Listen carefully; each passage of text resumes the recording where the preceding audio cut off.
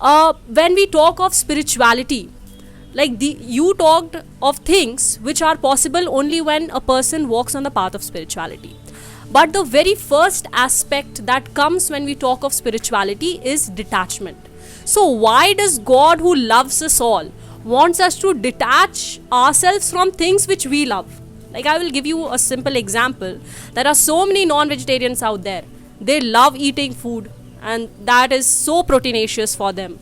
That is actually very good for their health. But again, the very first step for spirituality is like, you need to detach from things. You need to not have non-veg. You need to do some deity worship, some regular puja, or reading some books. So is it possible that one person can come into spirituality without all these detachment? See, spirituality means we want to learn something higher. We want to know something higher and live at that higher level of consciousness. So spirituality is not just means that no, I just believe in something and I do whatever I want. No, it's not believing. You need to live by that level of consciousness also, because at different level of consciousness you experience different level of happiness. So if you want to be spiritual, that means like Arjuna is fighting, Duryodhana is fighting, but their level of consciousness is different. What pleasure Arjuna is experiencing, like there are so many people in this world, they are living at different levels of consciousness. So based on their say somebody is very mean minded, he is very rich, but his consciousness is very mean, that means he cannot experience something higher. Some is very charitable. Now say you go to some orphanage and you are giving some gifts to some children there. Now a person, he thinks, let me go and enjoy myself in a hotel, and you are spending that money in giving gift to the children. Now who will experience more pleasure? Of course, the one who is distributing. Yeah, the person who is distributing pleasure. That means his consciousness is higher, he is experiencing higher happiness. Spirituality means we are trying to grow in our consciousness. So you want to experience the spiritual pleasure, means you have to grow your consciousness. And growing consciousness means you have to be non-violent.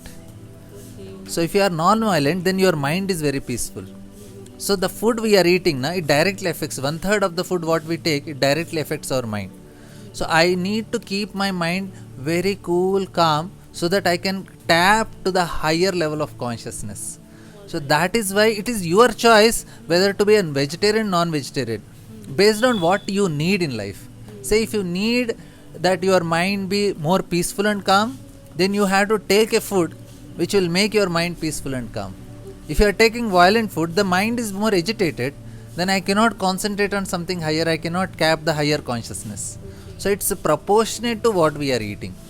It's not that we are forcing, spirituality is forcing you to do. It's an option people are taking up because they want something different. Okay. So it's not a force, it's a choice we make. Like if I don't want to, for me I love nature, for me I love animals.